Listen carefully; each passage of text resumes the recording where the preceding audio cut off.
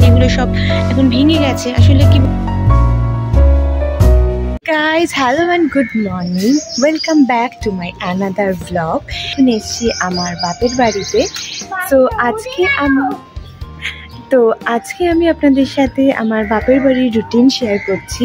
মানে এখানে আমরা কি করছি, কি আনন্দ করছি, কি খাচ্ছি, কোথায় করছি, নানান টুকি মুহূর্ত আপনাদের সবার সামনে আমি আজকের এই ভিডিওর মাধ্যমে তুলে ধরবো। এখন আমি আছি ছাদে, ছাদটা ঘুরতে এসেছি, আপনাদের ছাদটা নিশ্চয়ই ঘুরে দেখাবো। তো এখন মোটামুটি সকাল 7টা সাড়ে 7টা মতো বাজে।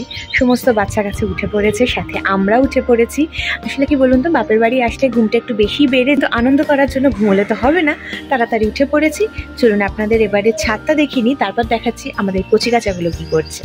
সো এটা হচ্ছে আমাদের ছাদ, যে ছাদে আমরা অনেক স্মৃতি কাটিয়েছি, অনেক ছোটোবেলা কাটিয়েছি। চলুন আপনাদের একটু হালকা করে হোম ট্যুর দিয়ে দিই, ডিটেল ভিডিও খুব শীঘ্রই আসছে। সো এটা হচ্ছে আমাদের পুকুর, যেখানে আমরা প্রচুর চান করেছি এবং নাও আমাদের বাচ্চারা চান করছে। এটা হচ্ছে বাগান, এই বাগানে আমরা খেলাধুলা করতাম, অনেক গাছ। আসলে এই বাড়িগুলো সব এখন ভেঙে গেছে। আসলে কি বলুন তো, বাড়ির কালচারটাই এখন আস্তে আস্তে উঠে যাচ্ছে, তো বাড়ি পাওয়া খুব মুশকিল হয়ে যায়।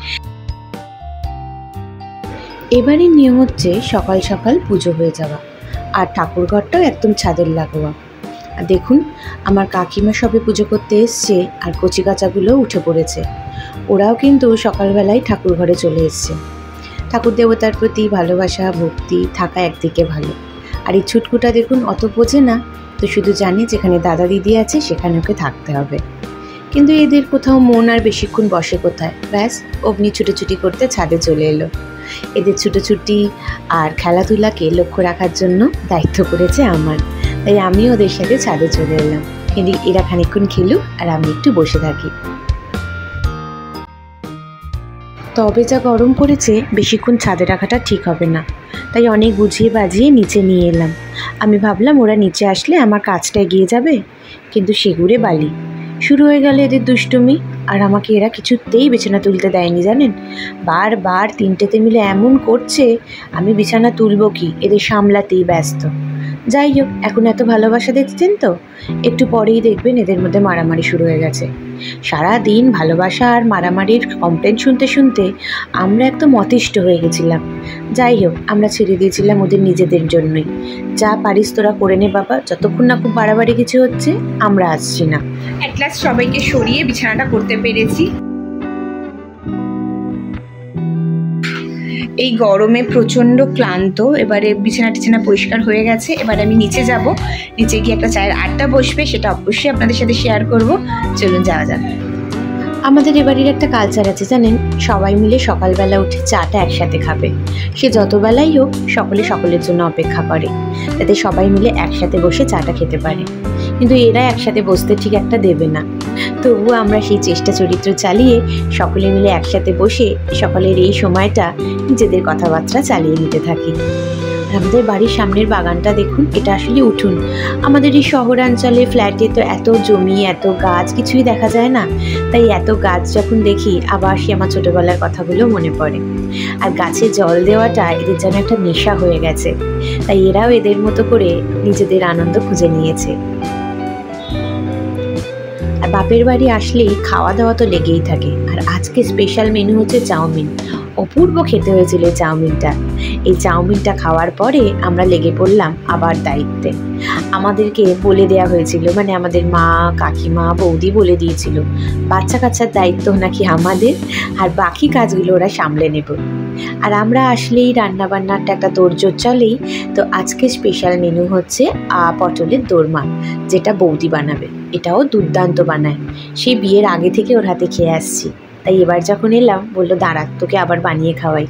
পটল নিয়ে এসে এই গরমের মধ্যেও ঘেমে নিয়ে পটলের দোরমাটা কিন্তু বানিয়েছিল, খেতেও দুর্দান্ত হয়েছিল। প্রচণ্ড গরম থেকে রান্নাবান্না করে যখন ক্লান্তকাঠি হয়ে গেছে, তখন এই পুকুরই একমাত্র জায়গা। সবাই মিলে ঝাঁপিয়ে পড়লাম তাই পুকুরে। ছোটোবেলার দিনগুলো যেন চোখের সামনে আবার ভেসে উঠল। এইভাবেই তো কাটিয়েছি আমরা আমাদের ছোটোবেলা।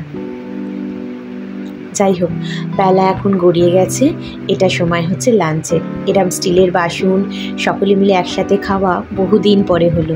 আমরা যখন ছোট ছিলাম এইভাবেই লাল মেঝের ওপর হাঁটু মুড়ে বসে, বাবু হয়ে বসে সকলে মিলে একসাথে খেতাম, কতই না গল্প করতাম। তখন আমার ঠাকুমা আমাদের সকলকে গল্প বলতো আর আমরা চুপচাপ খেয়ে নিতাম। সেই ছোটোবেলার দিনগুলো আজ বড্ড মনে পড়ছিল, তাই ওদেরকেও এই ছোট ছোট জিনিসগুলো আমরা শেখাতে বন্ধ করিনি। খাওয়া দাওয়ার পরে ওরা যখন শুতে গেছে, আমাদের সেই স্পেশাল আড্ডা। আসলে সকলে একসাথে থাকলে মা, কাকিমা, দিদি, বৌদি সকলেই নানান বিষয়ে কথা যেন ফুরোতেই যায় না, তাই গল্পগুলো সারা বছরের উৎসাহের খোরাক হয়ে থাকে। বাপের বাড়ি আসলে আর একটা মহা আনন্দ হচ্ছে আমাকে বাড়া ভাত পাওয়া যায়। তবে আমার শাশুড়ি মাও কিন্তু ভাত বেড়ে খাওয়া নামায়, এই ভাগ্য সকলের হয় না, আমার আছে। সকলের ভাত বাড়া হয়ে গেল এবং সবাই মিলে একসাথে বসে খাওয়ার যে আনন্দ, তা আমরা নয়ডায় বসে আর কতটাই বা পেতে পারি। যাই হোক, খাওয়া দাওয়ার পরে এরা এখন ঘুমোচ্ছে। ঘুমোনো মানে বাড়িটা একদম শান্ত। মায়ের সাথে গল্প আমার কখনোই যেন শেষ হয় না, তাই দুজনে মিলে বসে বেশ খানিকটা গল্প করে নিলাম।